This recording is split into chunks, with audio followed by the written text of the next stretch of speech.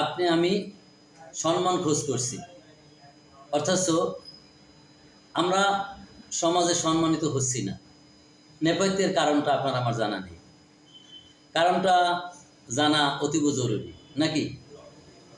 আল্লাহ সুবহানাহু ওয়া তাআলা বললেন, ওয়ালিল্লাহিল ইজ্জাতু ওয়ালি রাসূলিহি ওয়ালিল মুমিনিন। অত্র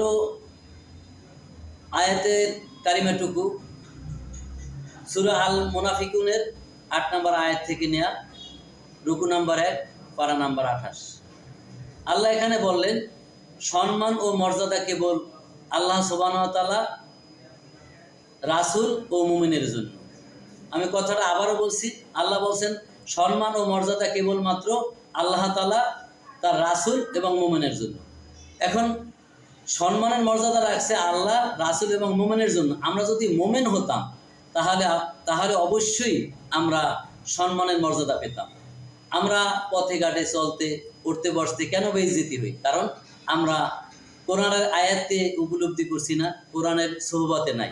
আমরা আমাদের খেয়াল খুশি মতো দুনিয়ায় মনে করি যে টাকা পয়সা কামাই করি, একটা কিছু হওয়ার পরে, একটা পদ পজিশন লওয়ার পরে অমুক পদের সভাপতি, সেক্রেটারি, মেম্বার, চেয়ারম্যান, মন্ত্রী, এমপি, বিচারক, বিচারপতি, জজ, ব্যারিস্টার ইত্যাদি একটা যদি লকআপ লতে পারি মনে হয় সম্মানের। না বাইরে, এই সমাজে যদি আপনি সম্মানিত হতে চান তাহলে অবশ্যই আপনাকে কোরআনের হেফাজতে আসতে হবে, কোরআনের সোহবাতে আসতে হবে, আল্লাহর আয়াতকে মানতে হবে।